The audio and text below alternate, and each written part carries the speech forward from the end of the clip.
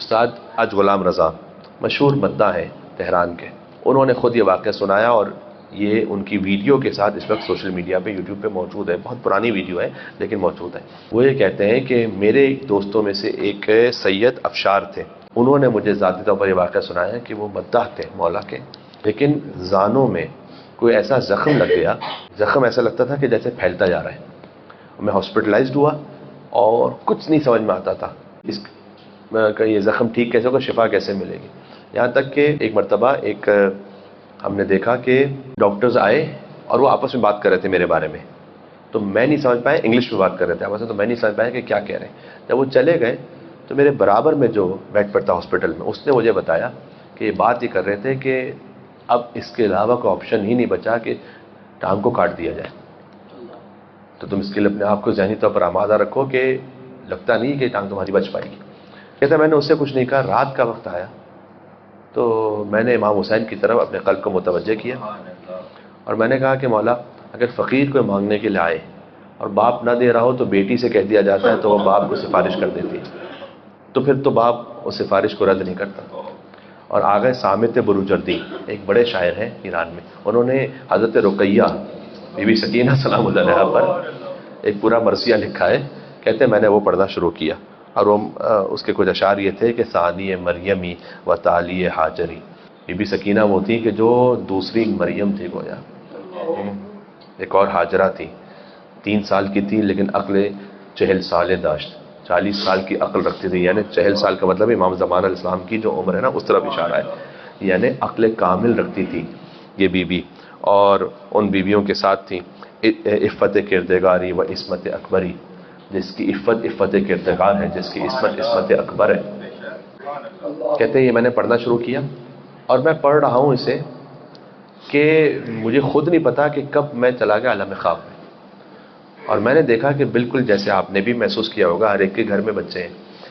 کہ اگر بچہ کسی چیز کی طرف متوجہ کرنا چاہتا ہے باپ کو تو وہ انگلی پکڑ کے لے جاتا ہے نا اس طرف۔ تو میں نے دیکھا کہ ایک 4 سال کی دختر اب عبداللہ حسین کو انگلی تھام کر لے کر آئی میرے پاس، اور میرے پاس آ کر کہا کہ اسے شفا دیں، اسے شفا دیں۔ امام حسین نے میری جانب دیکھ کر، کہتے ایک نورانی کیفیت تھی جس کو میں بیان نہیں کر سکتا اور میں نہیں جانتا کہ وہ کیا کیفیت ہے، لیکن ایک نورانی کیفیت میں امام حسین نے مجھ سے کہا کہ کیا یہ دوبارہ سے نہیں پڑھو گے مسائل تاکہ ہم گریہ کریں؟ کہتے میں نے یہی پڑھنا شروع کیا تو انہوں نے مجھ سے کہا کہ کیا بیٹھے بیٹھے پڑھو گے، کھڑے ہو کے نہیں پڑھو گے؟ میں نے ان سے کہا کہ میں تو نہیں کھڑا ہو سکتا، میرا تو پیر کٹنے والا ہے تو میں نہیں کھڑا ہو سکتا۔ تو انہوں نے کہا کہ جب آقا حکم دے تو غلام کو کھڑے ہونا پڑتا ہے، جب آقا حکم دے تو وہ غلام کو کھڑا کر سکتا ہے۔ یہ کہہ کر کہتے ہیں کہ میں کھڑا ہو گیا اور میں نے پڑھنا شروع کیا بی بی رقیہ سلام اللہ علیہا کے بارے میں، اور گریہ شروع ہوا، بے انتہا گریہ ہوتا رہا، یہاں تک کہ میری آنکھ دفعتاً کھلی تو میں نے دیکھا کہ میں کھڑا ہوں اور اپنے ہسپتال میں اپنے بستر کے ارد گرد چکر لگا رہا ہوں، گھوم رہا ہوں اور پڑھے جا رہا ہوں، یہ بی بی رقیہ کا، بی بی سکینہ کا نام میں پڑھے جا رہا ہوں، اور میرے ارد گرد ہاسپٹل کے سٹاف جمع ہے اور وہ بھی رو رہے ہیں۔ انہوں نے کہا تم کھڑے ہو کے کیسے گھوم رہے ہو یہاں پر، اور یہ کیا ہے؟ بہرحال ایک کیفیت ایسی طاری ہوئی مجھ پر، کہتے ہیں کہ انہوں نے کہا اگلے دن تمہیں لیب لے جائیں گے۔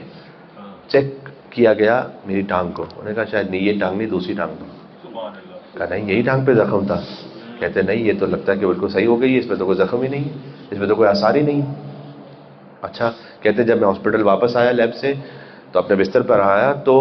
ویل چیئرز میں اور سارے اور مریض ہاسپٹل کے وہ سب اس روم میں پہنچ گئے، اور ایک عجب گریہ ہونے لگا بی بی سکینہ سلام اللہ علیہا کے مسائل پر، بہت زیادہ گریہ ہونے لگا۔ کہتے ہیں وہاں میں نے پھر بی بی سکینہ کے مسائل پڑھے اور سب نے بڑا گریہ کیا اور سب نے دعا مانگی۔ میں آپ سے بھی کہہ رہا ہوں اس وقت جو بھی حاجت ہے وہ آپ مانگ سکتے ہیں بی بی سکینہ حسین کی دختر کے صدقے میں نے بھی مثال دی نا کہ اگر کسی وجہ سے بھی باپ نہ دے، امام حسین سے بعید ہے لیکن امام حسین کریم ابن کریم ہے، لیکن یہ اللہ کا نظام ہے کہ کبھی بیٹی باپ سے سفارش کر دے کہ ماں باپ، تو پھر تو حسین علیہ السلام کی بارگاہ سے رد ہو ہی نہیں سکتا۔ کہتے ہیں میں نے وہاں مصائب پڑھے، بہت گریہ ہوا، میں چلا گیا، میں ٹھیک ہو کے چلا گیا۔ 1 ہفتے بعد مجھے خیال آیا کہ میں وہ میرے ساتھ میں جو بستر پر تھا نا ہاسپٹلائز، اس سے جا کر مل کے آؤں ایک دفعہ۔ اس نے مجھے بتلایا تھا اور پھر میں نے اس کے کہنے پر بی بی سکینہ کے مسائب پڑھے تھے تو میں اس کی عیادت کر کے آؤں۔ میں وہاں پہنچا تو دیکھا وہ ہے نہیں وہاں پر، تو میں نے ہاسپٹل اسٹاف سے پوچھا کہ وہ کہاں ہے؟ کہ یہاں سارے مریض جو ہے نا نئے آئے ہوئے ہیں، اس دن جو تم نے مصائب پڑھے تھے سب شفا یاب ہو کے چلے گئے. اللہ اللہم صلی علی محمد.